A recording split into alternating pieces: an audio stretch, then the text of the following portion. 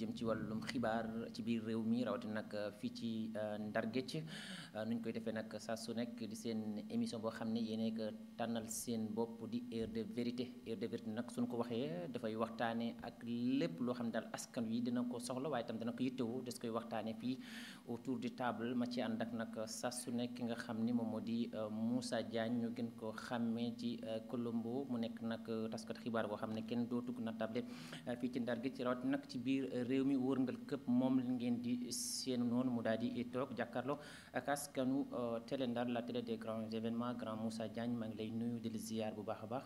Alwalid maa ngi lay fay bu baax a baax di nuyu auditeur maa ngi naan rajo sax téléspectateur benn rajo micro yi nag dafa nice nag waaw donc di nuyu ñi nga xam ne ñoom ñooy téléspectateurs yi nga xam ne ñoo nekk ci télé Ndar donc di nuyu aussi tamit ñi nga xam ni wax dëgg yàlla ñuy commencé di bokk ci la grande famille de heure de vérité parce que nag c'est une émission boo xam ni lépp loo xam ni dañ ci soxal Sénégal mu jëm kanam ou Saint-Louis mu jëm kanam moom moo ñu tax a jóg waxtaan si sur le plan économique social ak lépp loo xam ne rek doomu Ndar bi soxla na ko pour xam ko nag muy une information juste et vraie donc heure bi bu jotee jàpp na ni lépp lu ñuy wax rek vérité la donc loolu moo tax ñu taxaw fi ak heure de vérité donc di la remercier yow aussi tamit di remercier vraiment toute l'équipe bi nga xam ne nii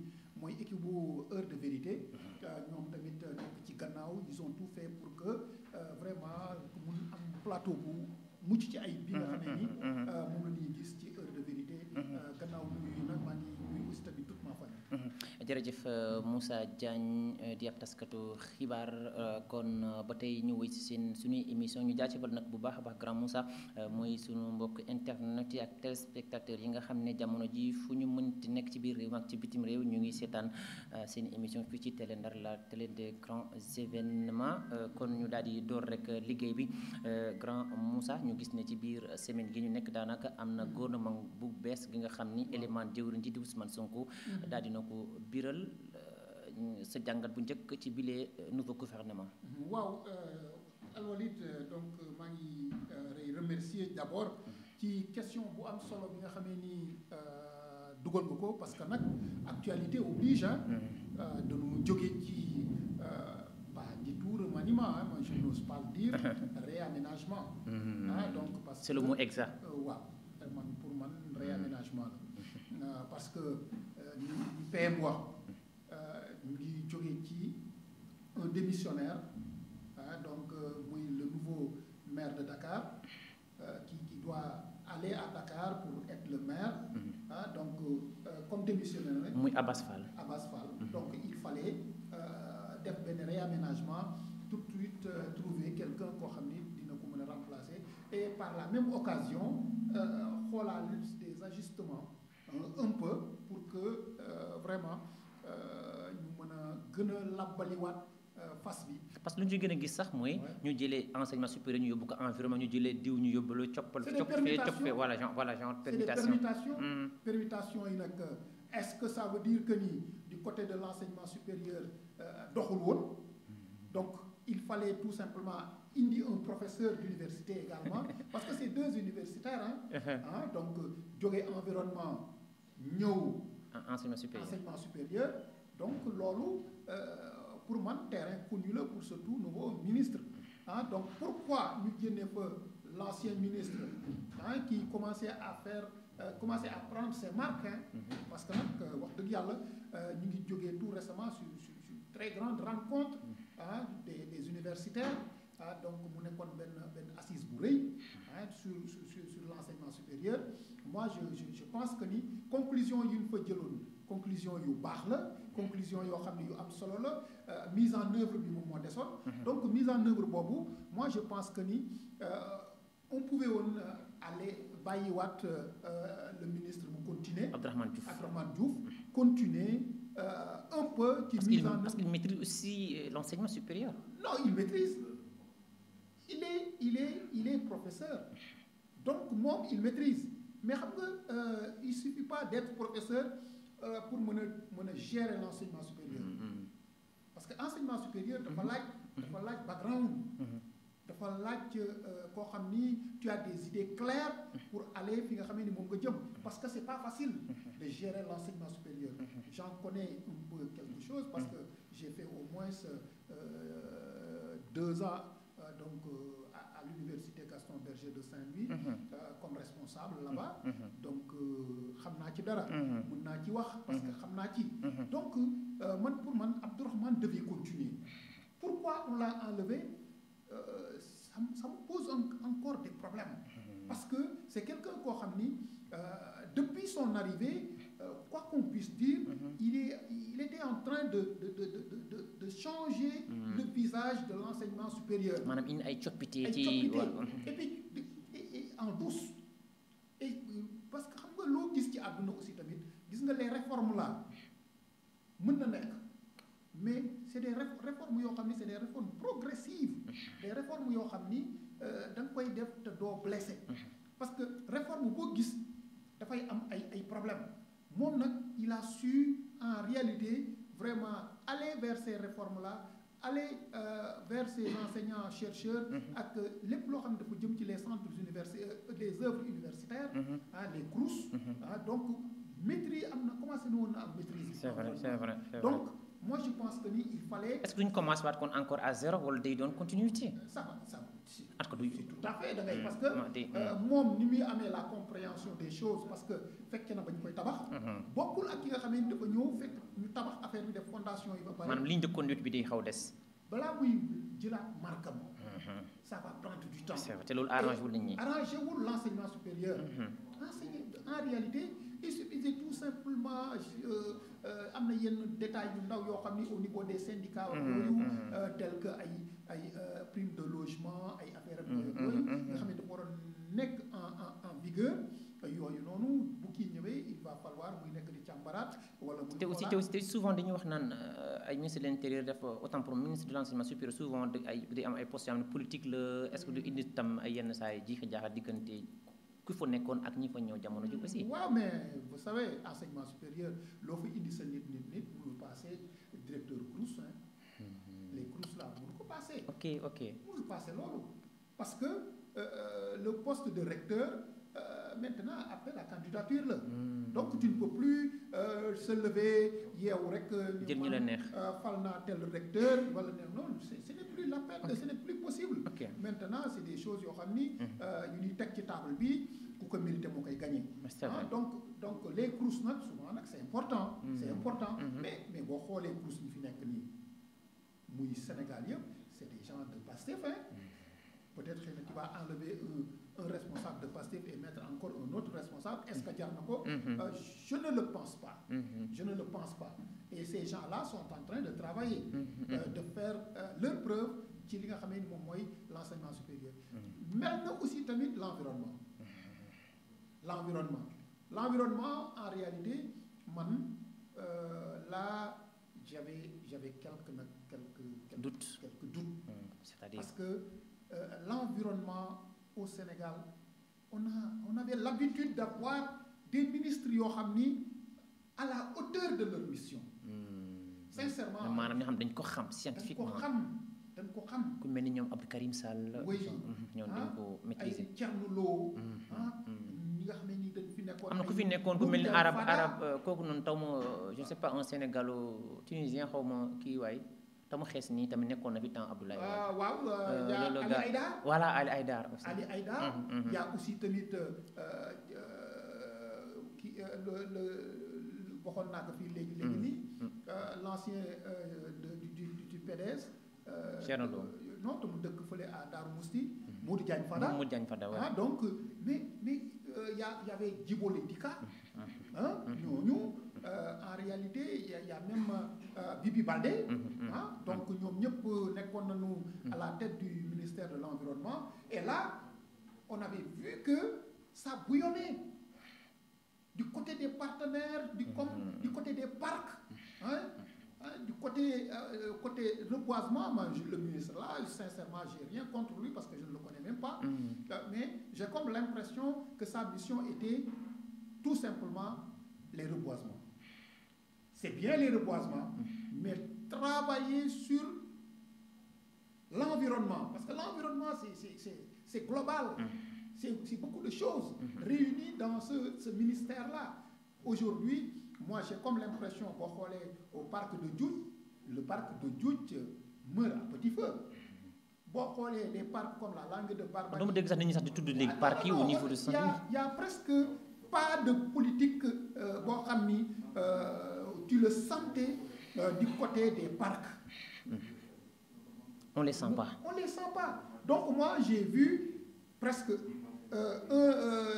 18 mois ñu ngi ci jëm 17-18 mois absence totale de bouillonnement au sein même du ministère de l'environnement. Et aujourd'hui prendre ce ministre-là qui selon moi n'a pas bien travaillé, étant même professeur. Tout ci wolof. li muy doon professeur yépp gis naa ni côté environnement bi doxul man à mon niveau. ci ni mu war a doxee. Est-ce que aujourd'hui su doxulee da nga koy téye parce que c'est ton ami. nga téye ko boo ko téyee léegi il faut nga changer ko de poste. C'est comme dans un terrain de football. nga gis sa benn waay boo xam ni c'est un milieu terrain il n'est pas bon en milieu terrain au lieu que nga génne ko dugal un autre milieu terrain. nga ni non dama koy yóbbu un peu défense latérale pour jël latéral boobu mën na jouer milieu terrain ma yóbbu ko foofu. Non, c'est pas ça. Non, l'état c'est du sérieux. On ne protège pas ses amis. Su fekkee ni tu as donné une chance à un ministre et que ce ministre-là en termes de sondage et de kii yooyu kooku liggéey bi war mais da koy dindi. Abdourahmane il devait rester là-bas. En tout cas parce que man j'en suis sûr et certain que mi ngi doon liggéey boo xam ni liggéey bu mucc ci ay. C'est vrai que ni boo jëlee l'université Gaston Berger de Saint-Louis. Il y a des choses qui manquent. Mais au moins il y a des choses yoo xam ni ñu ngi avancé benn par benn. Voilà kon mu ngi ba tey ñu xuus ci nouveau gouvernement bi ñu gis ne tam le ministre de l'intérieur dañ ko daal di changer tam ministre de la justice. ñu bari tam yëkkati ay kàddu ne premier ministre Ousmane Sonko wala gouvernement bi dañuy indi ñi nga xam ni ils sont favorables à eux loolu tamit noo ko jàngatee. waaw mais c'est tout à fait normal hein booy indi ministre kay day favorable à toi. mais justice intérieure on a dit justice intérieure. waaw xam nga entre favorable ak aussi tamit mate mission bi ñu la jox c'est différent xam nga man mën nga favorable à moi moo tax ma indi la Télé Ndar mais su ma la indee Télé Ndar bëgg la jox benn émission mais dafay fekk yow nga mate ko pour mën a def émission bi parce que je pense très bien Old mi buy day jël koo xam ni dina ko déggal koo xam ni bu ko waxee defal ma lii dina ko defal loolu professionnellement quoi laay wax mais bu la indee nag léegi nag ba nga xamee ni yow ñëw nga mais moom dafa war a xool fi nga xamee ni mooy sa place mu yóbbu la fa pour que nga mën a exceller en tout professionnalisme mais bu fekkee ni loolu amul effectivement moi j'ai vu deux postes yoo xam ni poste stratégique poste yoo xam ni duñ ko jox n'importe qui mu ministre de l'intérieur et justice ce que j'ai vu j'ai peur. Pourquoi? Parce que kenn ki avocat am la. Maître Bamba Cissé. waaw keneen ki militant am la. Yacine Fall. Donc prendre ces deux-là. ça dafa xaw lëndëm tuuti sa xel wala. mais dafa lëndëmul sama xel parce que sama xel leer na man sama xel leer na naññ sama xel xam nga lan moo ci leer mooy commande politique bi moom togg bi ak yàq bi day gaaw. léegi lan nga jàpp ne kon ñu wàccee Jean Baptiste Tine wàcce tam Ousmane Diagne kon dafa mel ni commande bi gars yi dañu ko xaw a yéexal. waaw dañu ko xaw a yéexal parce que je te donne l'exemple comme sama turandoo Ousmane Diagne. mais c'est quelqu'un koo xam ni c'est un magistrat émérite. c'est quelqu'un koo xam ni boo ko waxee danaa ne le temps de la justice dafa am. il l'a dit. le temps de la justice dafa am. bokkul ak temps politique. politique c'est di jooni. moo tax ñu lay wax ni la. politique du ëmb. mais matu bi da ngay toog léegi rek mu matu kooku ak ki nga xamee ni moom day ëmb jël 9 mois bokkul. La justice c'est ça. On ne prend pas ñëw rek ne aywa jàppal ma diw tëjal ma ko ci kaso bi defal néew nii moom tamit en tant que magistrat mu déggee ko noonu mais Ousmane Diagne c'est au moins 3 pouvoirs yu jaar ci wetam. kon da nga bëgg wax ni le temps de la justice n'est pas le temps de la politique. Non du tout mënul sax bokk. mënul bokk sinon catastrophe lu bi jëm parce que le magistrat ñi nekk ci justice bu ne dañuy jàpp Moussa Diagne dañ koy teg ci lu leer nañ daanu am temps police gendarmerie ñooñu def seen liggéey ba nit lay indee déglu la daanu am temps def instruction bi nu mu jaaree parce que c'est du gis nga lu ni waa instruction c'est au minimum 6 mois kooku mënoo ñëw rek di tic au tac loo xam ne dafa laaj instruction nga ni ko léegi da nga koy def léegi tëjal bu ko temps loolu mënu nekk je ne dis pas que ñoom loolu la ñuy def je ne dis pas que loolu la ñuy def mais dama lay jox ay exemple donc Ousmane Diagne tu ne peux pas lui dire ak li mu def yëpp ci magistrature ba li ko desee pour mu abale place bi bareetul mu koy yàq ci quelques mois parce que il est ministre Ousmane Diagne être ministre ou ne pas l'être moom déjà lu muy am na ko li muy am na ko ba pare il n'a rien à perdre c'est quelqu'un koo xam ni au contraire day sauvegarder image am son image daf koy sauvegarder daf koy surveiller de très près donc loolu noonu il faut que nit ñi xam ni Ousmane Diagne du comam mais est-ce que kooku nag yomb naa yëngal yombul yëngal tu as beau être quelqu'un mais soo ko waxee loo xam ni da nga ko bëgg mais moom dafay ubbi procédure pénale bi xool lan la ci wax yoon bi lan la ci wax lii ak lii bu fekkee ni loolu la laaj mu def su laajul loolu mun la déet loolu mënu nekk. léegi tabb nañu ñaari militant de Pastef. kenn ki ñu yóbbu ko intérieur kenn ki ñu yóbbu ko ministère de la justice.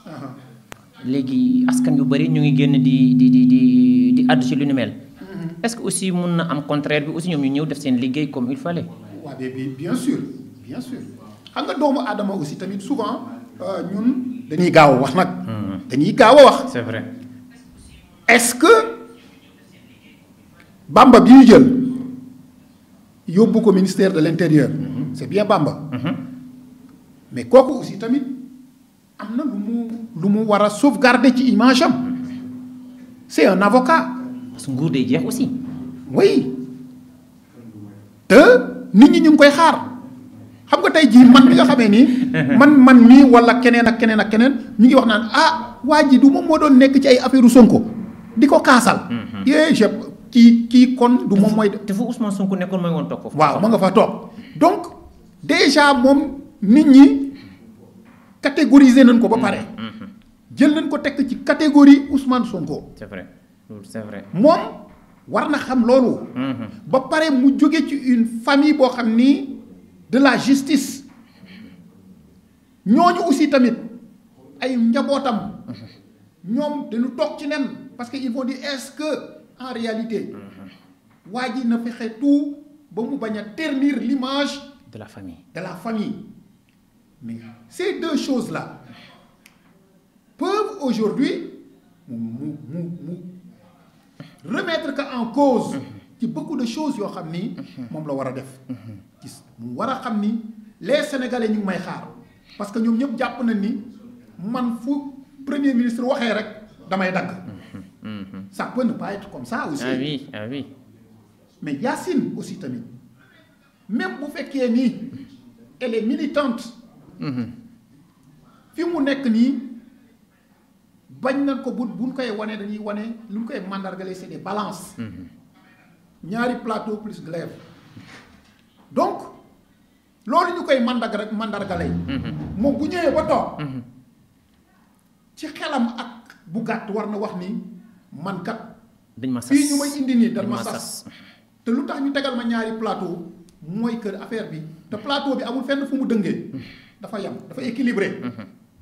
defuñu ko mu diis. non kon man waruma ko def mu diis. dama war a ñëw lii nit ñëpp di xaar ci man ma tëddee njaaxaanaay pour mën a atte parce que kii atte nag doo far fenn donc atte boobu nag ma war a def nag bien que du man maay atte mais man maay impulser maay wanee ni yéen magistrats yi jox naa leen confiance bu mat sëkk à ce que yéen ngeen mën a atte doomu aadama yi moo xam ka nekk Pastef moo xam ka nekk dans l'opposition waaye buñ ko attee yoon moom moo koy atte pas nit mooy c'est pas le parti aussi. ça c'est important li nga wax léegi nii mbirum parti nga fexe ba yow boo demee Pastef nga xamal waa Pastef yi ni leen man mënuma téye kuy def naka su dul noonu pour yoon dal ci kawam ne m'attendez pas à ça. gis nga loolu boo ko defee. est-ce que politiquement est-ce que su ko defee est-ce que dana baax ci moom su ko defee parce que gis nañu fii ñu bëri def nañ ko ñu wax ne comme cas Ousmane Diagne. te gis nañu wàcce nañ ko est-ce que du ragal loolu moom it. waaw non mais xam nga ragal dafa amul fenn sax man gisuma Yacine est-ce que moom elle est omnibulée par ce poste-là ba image am war a wadd non je ne le pense pas. c'est politiquement quoi en fait. mais politiquement dafa war a tëddee njaaxaanaay parce que moom aussi tamit.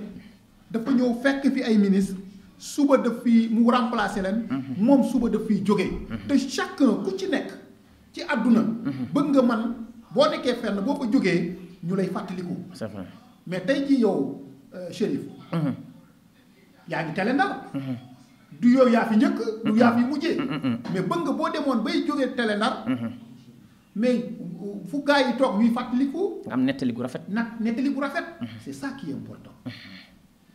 te moi je pense que ni elle fera la même chose que les autres elle va juste travailler pour le Sénégal. et ba tey ngeen ànd ak ñun ci Télé Ndar la télé des grands événements ci seen émission bi ñu duppee Heure de vérité tey nag ñu waxtaanee lu jëm ci wàllum gouvernement bu bees bi ak yeneen ponk ñu gis ne tam Moussa Diagne Saint-Louis mën nañ am ne ñoom sédd nañ leen ndaxte gis nañ ne Déthié Fall dañ ko daal di fal sa premier jàngat ci lu ni mel. D'abord c'est un peu compliqué foofu nag moom dinaa ci taxaw tuuti allez-y. D'abord c'est féliciter le président de la République féliciter le premier ministre Ousmane Sonko pas parce que Déthié Fall a été nommé non je félicite le président de la République et son premier ministre parce que ils ont pensé que ni un Saint-Louisien war na mën a bokk ci gouvernement. ils ont honoré Saint-Louis. waaw parce que l'an 1 de leur gouvernement il y avait aucun Saint-Louisien ci attelage gouvernemental bi et ñu mel na comme man neexu leen un gouvernement Saint-Louis nga xam ne c'est la première capitale du Sénégal ak tout ce que regorge Saint-Louis comme intellectuel tout ce que regorge Saint-Louis comme bloc borom xam-xam nga defar sa gouvernement ba mu jeex Saint-Louisien nekku si mais kooku dara gënu ko grave mais bu fekkee ni dem ñu bëri dañuy jàpp ne rek c'est le Sénégal ñu bëri dañuy wax ne voilà ku la neex ngay tànn ku la neex ngay tànn c'est le Sénégal non lu la neex c'est le Sénégal c'est vrai c'est le Sénégal c'est vrai mais le Sénégal c'est 14 régions mais booy ñëw ni Sénégal doo yóbbaale 14 régions yi mais booy wax Sénégal pour que Sénégal mën a nekk Sénégal c'est vrai c'est les 14 régions pour que les régions mën a nekk 14 régions c'est les 545 communes je pense c'est comme ça le Sénégal le Sénégal du benn bind écriture rek Sénégal comme ça mu nekk benn vaste terre boo xam ni y a rien du tout Sénégal ab dëkkuwaay la ak ku nekk mu ci gis boppam donc looy jël ci ay nit yu ko mérité nag war nga xalaataale booy def maillage bi nga def maillage yu 14 régions yi mu nekk rafetal aussi parce que am na jusqu'à présent des régions yoo xam ne ils ne sont pas servis par exemple tey Matam kenn serviru ko ba tey amul dara waaw mais xam nga loolu du yoon donc ñun aujourd'hui ci aspect boobu je félicite le président de la République je félicite également son premier ministre d'avoir pensé à Saint-Louis jël un Saint-Louisien ce qui m'intéresse c'est le nom Saint-Louis, qui est aujourd'hui amené dans un gouvernement. Mais en réalité, qui nous fal nag man du ma ko félicité. kan moo ko fal. ki nu fal laa wax man du ma ko félicité. ki nu fal. ki nu fal. moom Déthié Fall. Déthié Fall du ma ko félicité. lu tax doo ko félicité. parce que c'est le dernier des Saint-Louisiens. le dernier des Saint-Louis, ça veut dire quoi. en termes de leadership. ça veut parce dire que en réalité c'est quelqu'un koo xam ni qui est Saint-Louisien que de nom. mais on le sent pas. mais foofu laay ñëw nii mais Déthié aujourd'hui su fekkoon ni président daf nuy laaj nous Saint-Louisiens ou premier ministre daf nuy woo mu ni nu donnez-moi un Saint-Louisien. ah dañ ko joxoñ. koo xam ni ku ko mérité. c'est sûr et certain man su dalee ci man je ne vais pas choisir Déthié parce que Déthié Fall ne s'est jamais mouillé pour la cause de Saint-Louis. jour élection yi day ñëw. Déthié Fall xam nga lan la am ak Saint-Louis en réalité urne. jour élection day ñëw. moom ngay wax école bi nu mu libanais bi la foofu lay voté. waaw urne rek urne. mais ça c'est grave. la seq ak waa Saint-Louis. inondation Saint-Louis inondé bay kii les Saint-Louisiens yow ngay daw indi moto pompe keneen dem wuti. flexible keneen daw fii ak yooyu fekku ci Déthié Fall. le cas de Bougane aussi peut-être. non Bougane bokkul Bougane da doon jàppale. Bougane indi na fi ay moto pompe. mais au niveau de Dakar da doon jàppale ma ne ko mos na jàppale au niveau de Saint-Louis. waaw bien sûr. ok jàppale na fi Linguère. ok jàppale na fi les populations indi ay moto pompe. am na ay jumaa yoo xam ne fii. mi ngi koy defar mais Déthié Fall vraiment en réalité. bu ñuy wax dëgg te yàlla tax. foofu moom le premier ministre tooñ na mu nag. fexe woon nañ ba am un quota. le quota saint-louisien jox nañu ko mais Alwali koo xam ni bu inondation amee tu ne le vois pas. lu mën a xew Saint-Louis tu ne le vois pas. doy na waar de. nga toog ba si yàgg nga ni nga fal ko ministre. je pense que xëy na la mu seq ak moom moo tax mu fal ko. mais léegi suñu ñëwaatee foofu noonu. est-ce que stratégie politiquement. nu ñu tabbee Déthié Fall au niveau Saint-Louis est-ce que ça va peser un poids électoral pour parti Pastef wala Diomaye président. au contraire ça va affaiblir le Pastef à Saint-Louis mais quelqu'un koo xam ni deful dara pour que Pastef mën a gagner Saint-Louis tu sais le Pastef a gagné Saint-Louis 3 élections avant présidentielle. sans Déthié. Des gens se sont décarcassés. Des gens se sont tués pour que Saint-Louis bokk na ci département yi njëkkee fal Ousmane Sonko. législative. Mansour Faye a perdu les élections législatives. présidentielle ñëw ñu perte ko. ñëwaat élection législative ñu pertaat ko. Mansour Faye. te loolu yëpp ñan la woon c'était des gens braves qui étaient là di rey seen bopp ci parti bi. aujourd'hui on ne les récompense pas. humiliation la man pour moi. nga ñëw dem fal koo xam ni en réalité moom mosul ñëw apporter son soutien. est-ce que bokk na aussi sax ci parti Pastef moom déjà. non il a son parti. PRP oui. Il a son parti. Il fait partie de Diomaye président. Mais en réalité, Déthié Fall, je n'attends rien de lui. Au contraire, ça me fait mal de laisser les responsables de Pastef là qui sont là et qui se sont décarcassés, qui ont travaillé, qui ont tout fait. Et parmi eux, il y a des intellectuels, hein. Il fallait prendre ces gens-là pour les récompenser, pour leur dire que ku liggéey am lii. te ñu ngi ci terrain bi chaque jour. mais bu fekkee ni yow da ngay rey sa bopp liggéey ba sonn kenn du la fal bu ñuy fal ñu dem seeti keneen ñu jox ko. su yàggee rek bu yàggee da ngay toog. parce que tu vas dire maintenant on laisse maintenant à Déthié Fall le terrain. Ça peut créer des problèmes, hein. Et ça je sais en tant qu'analyste politique. Je sais que le choix, ça peut créer des problèmes demain. Parce que, en tout cas, politiquement, c'est un peu nuancé qu'en fait. Politiquement, j'ai dit. C'est pas un peu nuancé, c'est nuancé. C'est quelque chose loo xam ni lu warul woon mën a nekk. Moi, je sais que su ma laajoon mais Pastef, il y a énormément de jeunes cadres ici à Saint-Louis de Pastef qui pouvaient être ministres. moom mosul dem ci coalition APR wala moom déjà avant élection am na lu mu fi defoon de xaw ma la. non avant élection yi am na lu mu fi defoon. dafa demoon bokk ak gars yi. voilà très bien si. de dernière minute. Il a fait ce que moi Saint-Louisien je n'aime pas faire. mais c'est son choix le plus absolu. Hein. Si. En réalité c'est son vrai. choix le plus absolu. C'est vrai. def na ko. moi c'est pas méchant ça n'engage que lui. mais su fekkee ni nag waa Pastef dañu rey seen bopp. tout di ko liggéey sans lui. parce que waa Pastef bu ñu ko doon xaar kon Pastef du gagné Saint-Louis de moom li ma la wax moom urne. la amal Ndar. ñëw voté ñibbi. lépp lu xew Saint-Louis. tu ne l'entends pas.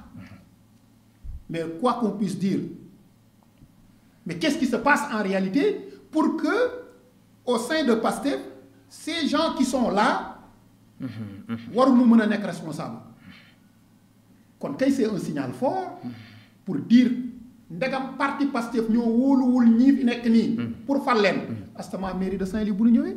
kon kay les Saint-Louisiens bu ñu am yaakaar ci ñoom. c'est important. parce que booy def dara da ngay def loo xam ni.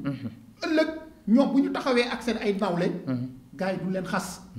man su ma taxawee ak un responsable de Pastef. dama naan ko yow ndegam yow yaa mënul am responsabilité. ci sa biir parti au niveau national nga bëgg ñëw man ma jox la responsabilité fii ci Sénégal au niveau de Saint-Louis au niveau local c'est pas possible donc encore une fois je dis Déthié est un ami à moi mais quand il s'agit de dire la vérité et rien que la vérité prime surtout Déthié Fall aujourd'hui il peut réussir avec sa mission. Ah non, ça n'a rien à voir avec la mission. Mais le poids électoral... Ça n'a rien à voir avec la mission confiée. Il peut réussir ça. C'est un intellectuel. Mais nag, j'aurais souhaité qu'il y ait c'est un Saint-Louisien, il est dans le gouvernement, mu nekk koo xam ni il a vraiment le soutien parce que des Saint-Louisiens parce que les Saint-Louisiens kontaan nañu ci moom parce que dañuy wax cin bu naree neex bu baxee xeeñ et ce que Déthié Fall lu mu togg ci biir Saint-Louis neexul parce que il nous a toujours laissé croupir dans les oubliettes c'est vrai kon bon voilà mi ngi noonu je pouvais continuer à dire leneen ak leneen mais en tout cas pour le choix de Déthié Fall je ne le félicite pas parce que koy féliciter dafay fekk mu def lu ñu ko war a féliciter mais je remercie le président Diomaye d'avoir honoré la vie de Saint-Louis. voilà beneen ponk bi tam xam naa foofu lañ koy daal di ndar keppee wàllum politique bi ñu gis ne élément jëwriñ ci di Ousmane Sonko daal dina wax ne créé na wala def na benn gouvernement boo xam ne dem na ba ni sax c'est un gouvernement de combat. Qu'est-ce que ça veut dire ce combat gouvernement de combat. yooyu ay parce que dem doon gis ñu bëri ñi ko doon wax même le gouvernement du Macky Sall bi fi nekkoon dem doon dégg chaque jour gouvernement de combat. mais yooyu ay slogan la rek ay gouvernement de combat. est-ce que ay gouvernement de rupture rek. ay gouvernement de lii yooyu c'est des slogans. coppite du am. gis nga état du caaxaan. état du fo. gis nga képp ku nu fal def le ministre c'est pour quoi faire pour aller travailler. c'est vrai. on n'a pas besoin de dire que dañuy dem combat soldat bi nga xam ne da nga ko jox pactage jox ko tenue jox ko botte jox ko fetal jox ko munition yéegee ko ci oto di ko yóbbu front est-ce que il a besoin de nga koy wax naan ka ndax nga xool ka ndax da ngay dem guerre wala dem guerre soldat bu solo day dem guerre un ministre buñ ko falee franchement dafa war a dem liggéey. da nga war a mel ni koo xam ne dañ la affecté enseignant wala journaliste bu ñu envoyé nga dem liggéey. pour nga dem liggéey. dem liggéey rek te liggéey bi ngay dem liggéey. il faut que nga réussir ko. il faut que nga dem nga réussir ko te réussite boobu noonu. moom le président de la république am ci yow yaakaar. et le premier ministre moom la am ci yow yaakaar parce que on t'a choisi parmi les 18 millions de Sénégalais. tu penses que on te choisit sur les 18 millions de Sénégalais pour que nga ñëw toog di nelaw. on n'a pas besoin de dire c'est un gouvernement de guerre ou de combat ou de leneen ak leneen ak leneen. ce gouvernement là ne peut être que un gouvernement de travail. gouvernement boo xam ne da nga ñëw pour liggéey pour que les problèmes des Sénégalais par rapport ak lan la ci dénk nga améliorer ko. aujourd'hui ce gouvernement a une mission lourde et difficile. Pourquoi? Parce que c'est un gouvernement boo xam ni qui est venu à un moment boo xam ni lu Sénégal mosuloo daj sur le plan économique ñu ngi koy daj. Aujourd'hui, FMI nous a tourné le dos. Au moment où la Banque mondiale nous a tourné le dos.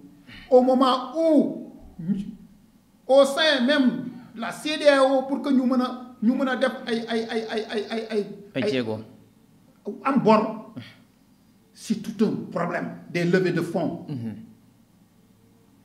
C'est difficile. Kooku, en réalité, wax dëgg yàlla. ci période bi c'est difficile au moment où les Sénégalais ñoom toppatoo nu yow yooyu ngay wax noonu ay naan ay FMI ak ay Banque mondiale ak les bailleurs partenaires financiers nous ont tourné le dos ñoom toppatoo nu loolu parce que tu les avais dit en campagne que man su ma ñëwee dans 2 mois je vais régler le Sénégal. et on est à 16 ou 17 mois c'est difficile les Sénégalais certains vont comprendre qu'il y a des problèmes. Mais la majeure partie des Sénégalais toppatoo nu loolu parce que dañu la yow yaa yore baguette magique bi ci yow la nu yaakaar. Aujourd'hui les paysans ñu ngi toog di xaar parce que ils n'ont que leur campagne agricole.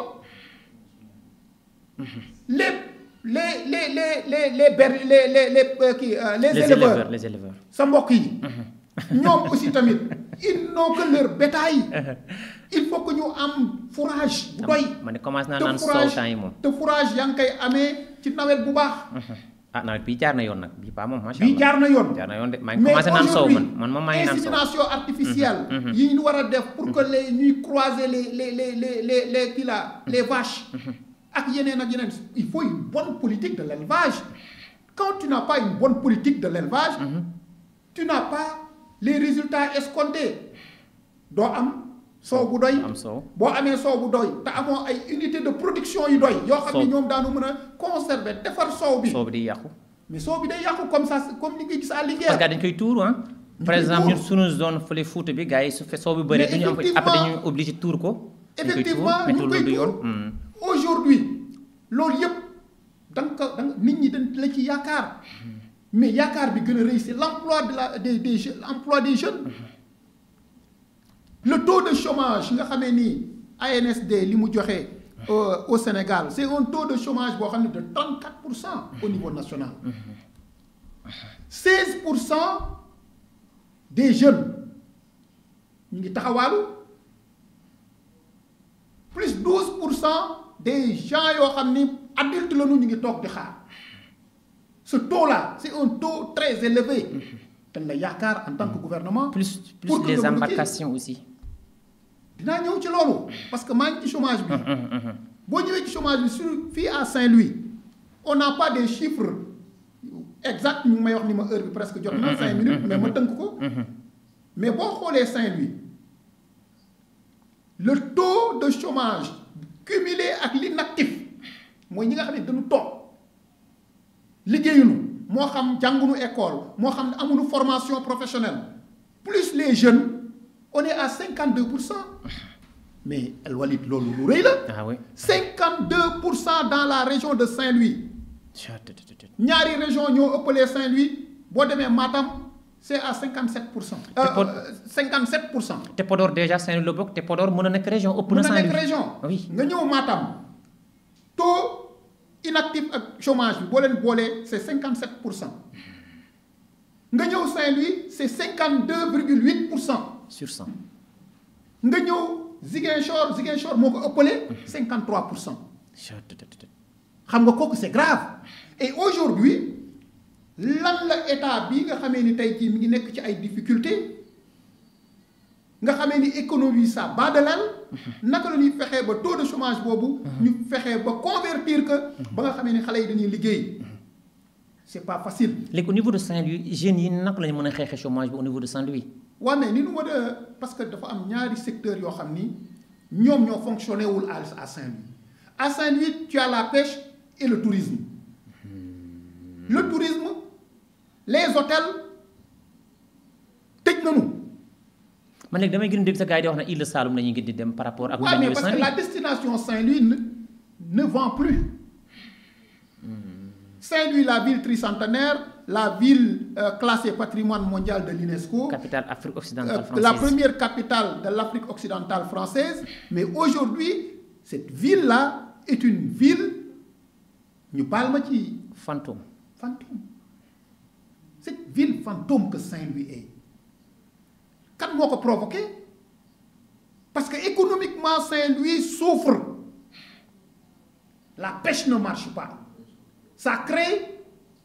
léegi naka lañ ko mën a lijjanti loolu noonu. mais aujourd'hui il faut rapidement un bon programme yi xam nga lan lay doon. que le ministère du tourisme. moom déjà ñëw na fii ba dem na ba ñu wàcce ko sax nit ñi xamuñu ko kii l'autre gars là de Kolda là le ministre du tourisme la. wàcce nañ ko déjà nit ñi xamaguñ ko. mais xamuñu ko parce que moom aussi tamit. il fait Diao partie des gens yoo xam ni. wax dëgg yàlla dans son ministère. yéeg na ba wàcc na kenn gisu ko. vraiment mi ngi noonu. moi je ne le connais même pas. oui c'est un Diao parce que moom dafa ñëw rek toog téye kër gi. xam nga mais en réalité aujourd'hui il faudra à l'État du Sénégal. État du Sénégal jàppale le ministère du tourisme pour que le ministre du tourisme mën a am un bon plan de relance économique du système touristique jël Saint-Louis teg que comme priorité. keroog mu ngi ko doon wax Dakar le premier ministre Ousmane Sonko mu ne dafa bëgg dekkalaat Dakar est-ce que duñ ko def aussi au niveau dans toutes les régions du Sénégal. waaw mais kooku vraiment. Pour man c'était normal que ñu globaliser tout parce que aujourd'hui développer Dakar. laisser les autres régions si. mais exode bi. dañ koy gën a fësal. fële ca Dakar. donc xam naa ni. bëggoon nañ sax laal ci wàllum inondation bi autorités yi wala lañ ci war a xanaa nga comp ci tuuti rek comme ça ñu daal di tàggoo. waaw mais inondation yi moom. sincèrement Saint-Louis souffre de ses leaders. Saint-Louis souffre de ses responsables. Aujourd'hui ONAS n'a pas les moyens yi ko mën a permettre vraiment de faire face à ces inondations. xoolal un ministre ñëw visiter tout Saint-Louis dellu jël benn moto pompe jox ko ONAS pour tout Saint-Louis. Tu penses que c'est normal? C'est humiliant. Où sont les nouvelles autorités locales? Mais ces autorités locales muy la mairie de Saint-Louis mais l'assainissement n'est pas une compétence transférée. Peut-être nag les mairies dañ ciy dugal seen koppar di ci def lu nu mën. mais c'est à l'État de trouver les moyens pour faire face à tout cela. Si c'est pas l'État am na ñoo xam ne dañ fi nekkal État. El Walid yàlla may na la tu es un responsable de PASTEF. nekk nga DG. nekk nga directeur nekk nga député. Franchement. mais demal nga jëndi ay moto pompe jàppale État bi nga xamee ni foofu nga bokk. koñ bu ne nga jox ko ñaar sax baax na. boo demee jënd sa benn ñaar ñetti moto pompe fu ndox am ngeen yëkkati ko yóbbu ko fa pompe. jógaat demaat feneen mais en réalité.